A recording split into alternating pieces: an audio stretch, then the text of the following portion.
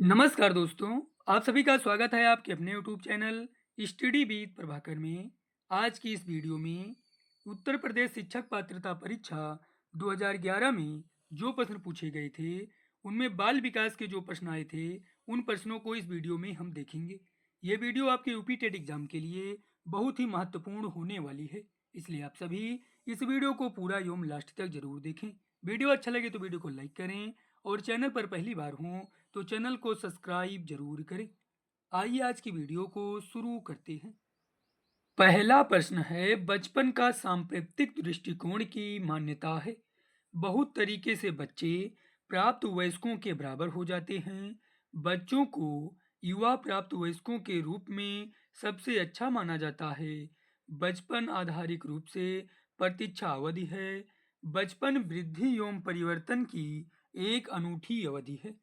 बचपन का संप्राप्तिक दृष्टिकोण की मान्यता है। बचपन वृद्धि एवं परिवर्तन की एक अनूठी अवधि है। इसका सही उत्तर है विकल्प डी। शिक्षा की किंडरगार्टन पद्धति का प्रतिपादन किया। टीपी नन्ने, स्पेंसर ने, मांटेसरी ने, फ्रोबेल ने। शिक्षा की किंडरगार्टन पद्धति का प्रतिपादन फ्रोबेल ने किया। इसका सही उत्तर है विकल्प डी। एक अभिभावक आपसे विद्यालय में मिलने के लिए कभी नहीं आता है। आप बच्चे की उपेक्षा करेंगे, अभिभावक को लिखेंगे, आप स्वयं उनसे मिलने जाएंगे, बच्चे को दंड देना शुरू करेंगे। एक अभिभावक आपसे विद्यालय में मिलने के लिए कभी नहीं आता है। आप स्वयं उनसे मिलने जाएंगे। इसका सही उत्तर है विकल्प सी। यदि कुछ विद्यार्थी कक्षा में अध्ययन की चित्तवृत्ति में नहीं हैं, तो आप उन्हें अध्ययन के लिए बाध्य करेंगे। उन विद्यार्थियों को कक्षा छोड़ने के लिए कहेंगे। उन्हें चेतावनी देंगे कि वे अवश्य अध्ययन करें, नहीं तो आप प्रधानाध्यापक को सूचित कर देंगे। उन्हें उनकी रुचि अथवा आप अपने विषय के अनुसार रुचिपूर्ण चीजें बताएंगे। इसका सही उत्तर है विकल्प डी। उन्हें उनकी रुचि अथवा आप अपने विषय के अनुसार रुचिपूर्ण चीजें बताएंगे। कक्षा में जो विद्यार्थी प्रश्न पूछते हैं, उन्हें कक्षा के बाद शिक्षक से मिलने की सलाह दी जाए। कक्षा चर्चा में भाग लेने के लिए प्रोत्साहित किया जाना चाहिए। लगातार प्रश्न पूछने के लिए प्रोत्साहित करना चाहिए। स्वतंत्र रूप से उत्तर ढूंढने के लिए प्रोत्साहित करना चाहिए। कक्षा में जो विद्यार्थी प्रश्न पूछते हैं, उन्हें लगातार प्रश्न पूछने के लिए प्रोत्साहित करना चाहिए। इसका सही उत्तर है विकल्प सी। देखते हैं कि एक छात्र बुद्धिमान है। आप उसके साथ संतुष्ट रहेंगे, उसे अतिरिक्त गृह कार्य नहीं देंगे। वह जैसे अधिक प्रगति कर सके, उस तरह से उसे अनुप्रेरित करेंगे।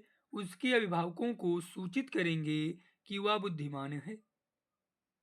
आप देखते हैं कि एक छात्र बुद्धिमान है। आप वह जैसे अधिक प्रगति कर सके, उस तरह से उसे अनुप्रेरित करेंगे। इसका सही उत्तर है विकल्प सी।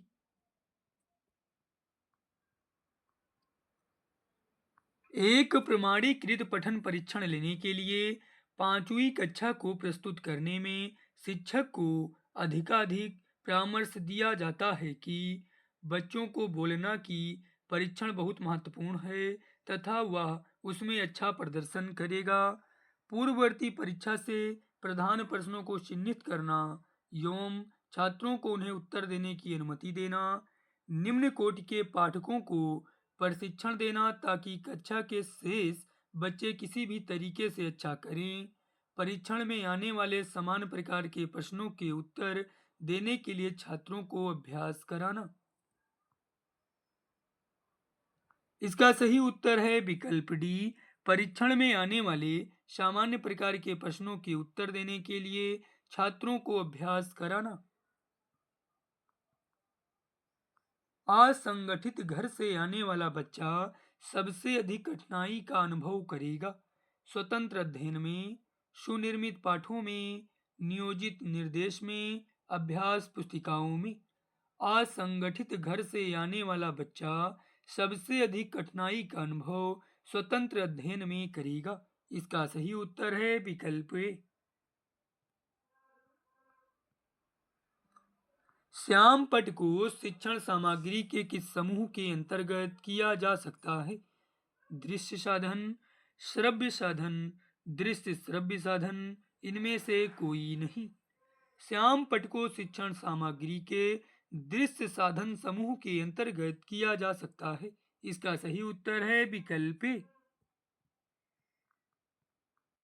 अधिगम के प्रक्रम में अभिप्रेरणा नए सीखने वालों में अधिगम के लिए रुचि का सृजन करता है, पुराने अधिगम से नए अधिगम को विभेदित करता है, एक दिशीय रूप से सोचने में सीखने वालों को प्रस्तुत करता है, सीखने वालों की स्मृति को तेज बनाता है। इसका सही उत्तर है विकल्प ए। नए सीखने वालों में अधिगम के लिए रुचि का सृजन करता है। निम्न में से कौन शिक्षण कुशलता से संबंधित है? श्याम पट पर लिखना, प्रश्नों को हल करना, प्रश्न पूछना, उपरोक्त सभी। शिक्षण कुशलता से संबंधित है श्याम पट पर लिखना, प्रश्नों को हल करना, प्रश्न पूछना। इसका सही उत्तर है विकल्प डी, उपरोक्त सभी। कक्षा 5 के न्यून दृष्टि वाले बच्चे को निम्न स्तर के कार्य के लिए माप करना उचित है। उसके दैनिक कार्य में उसके माता पिता तथा मित्रों को सहायता करनी चाहिए, कक्षा में सामान्य रूप से बर्ताव करना चाहिए एवं ऑडियो सीडी के जरिए सहायता प्रदान करनी चाहिए, कक्षा में विशेष बर्ताव करना चाहिए।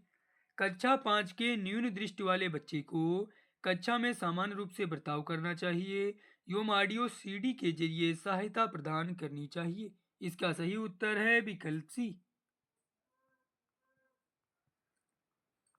डिसलेक्सिया संबंधित है मानसिक विकार से, पठन विकार से, गणितीय विकार से, व्यवहारिक विकार से।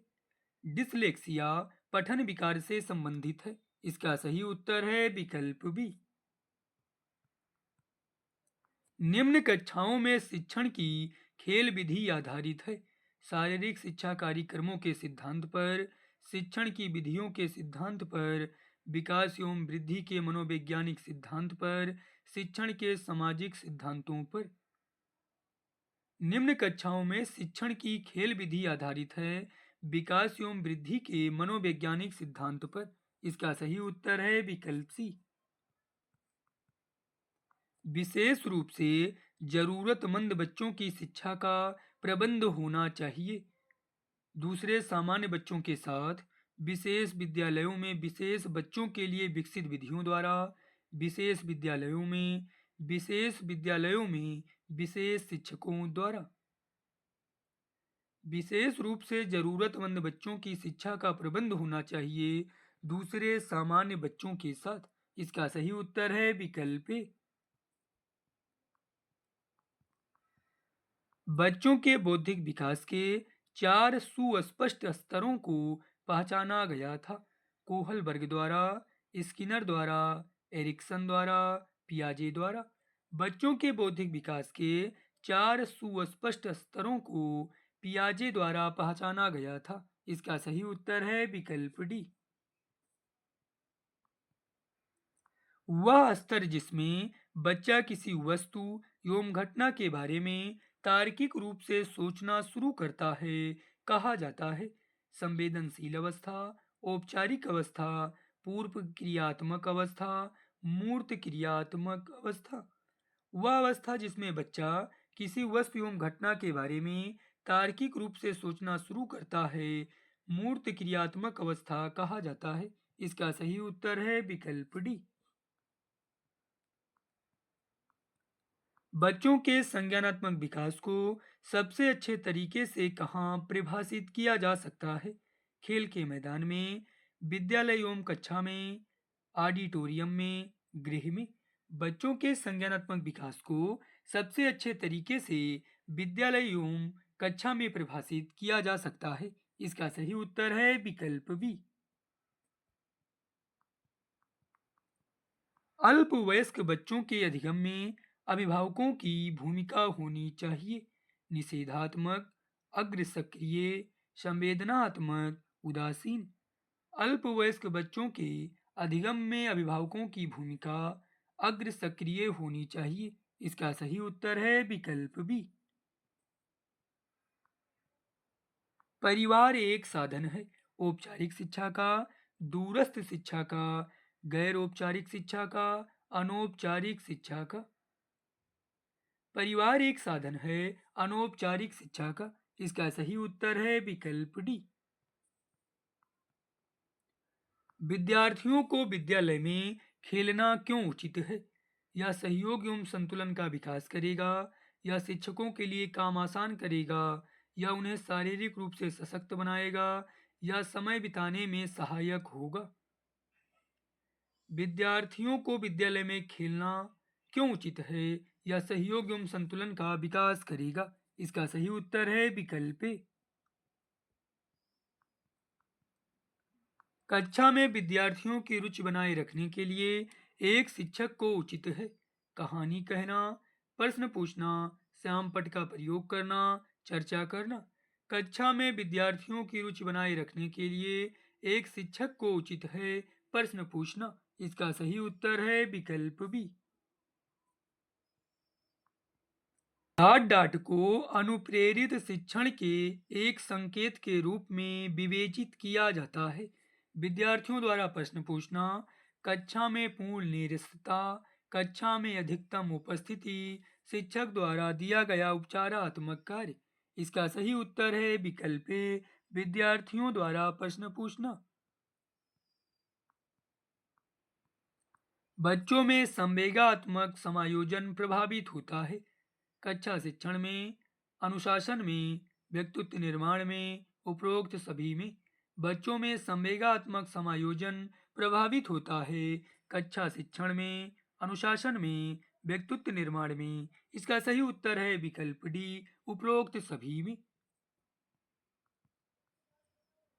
पृथक पृथक समजातीय समूहों के व्यक्तियों के प्रति बच्चों की अभिवृत्ति साधारणतया आधारित होती है उनके अभिभावकों की चित्तवृत्ति पर, उनमें समकक्षियों की अभिवृत्ति पर, दूरदर्शन के प्रभाव पर, उनके सहोदरों की अभिवृत्ति पर।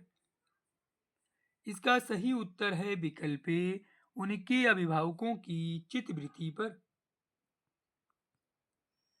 एक शिक्षक के लिए सबसे महत्वपूर्ण क्या है?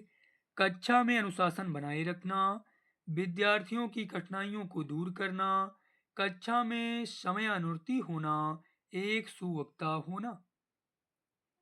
एक शिक्षक के लिए सबसे महत्वपूर्ण है विद्यार्थियों की कठिनाइयों को दूर करना। इसका सही उत्तर है विकल्प बी। आप एक अति सक्रिय बालक को कैसे सही दिशा में लाएंगे? उसे पहली पंक्ति में बिठाएंगे तथा उस पर कड़ी नजर रखेंगे। उसे कक्षा में कोने में बैठने की जगह निर्धारित करेंगे। उसे श्यामपट्ट आदि साफ करने का काम देंगे। उपरोक्त में से कोई नहीं। इसका सही उत्तर है विकल्प डी, उपरोक्त में से कोई नहीं। एक शिक्षक विद्यार्थियों में सामाजिक मूल्यों को विकसित कर सकता है महान व्यक्तियों के बारे में बोलकर, अनुशासन की अनुभूति को विकसित कर, आदर्श रूप से बर्ताव करके, उन्हें अच्छी कहानियां सुनाकर। एक शिक्षक विद्यार्थियों में सामाजिक मूल्यों को विकसित कर सकता है आदर्श रूप में बर्ताव करके। इसका सही उत्तर है विकल्प सी। आपको अपनी कक्षा में दो मंदबुद्धि बच्चों को बैठाने के लिए बोला गया है। आप ऐसे विद्यार्थियों को सिखाने की तकनीक सीखेंगे। प्रधानाध्यापक को उन्हें किसी और कक्षा में जो कि मंदबुद्धि बालकों के लिए विशेष रूप से चिन्हित है में बैठाने के लिए बोलेंगे। उन्हें अपने विद्यार्थियों के रूप में ग्रहण करने से इनकार करेंगे। उपरोक्त में से कोई नहीं। आपको अपनी कक्षा में दो मंदबुद्धि बच्चों को बैठाने के लिए बोला गया है। आप ऐसे विद्यार्थियों को सिखाने की तकनीक सीखेंगे। इसका सही उत्तर है विकल्प ए। एक शिक्षक को साधन संपन्न होना चाहिए, इसका अर्थ है उसके पास पर्याप्त धन संपदा होनी चाहिए ताकि उसे शिक्षण देने की जरूरत न पड़े। उनका अधिकारियों के उच्च स्तर से संपर्क होना चाहिए। उनको अपने विद्यार्थियों की समस्याओं को हल करने का पर्याप्त ज्ञान होना चाहिए। विद्यार्थियों के बीच उनकी प्रसिद्धि होनी चाहिए। एक शिक्षक को साधन संपन्न होना चाहिए, इसका अर्थ है उनको अपने विद्यार्थियों की समस्याओं को हल करने का पर्याप्त ज्ञान होना चाहिए। इसका सही उत्तर है विकल्प सी। आप सभी को यह वीडियो कैसा लगा, हमें कमेंट करके जरूर बताएं। धन्यवाद।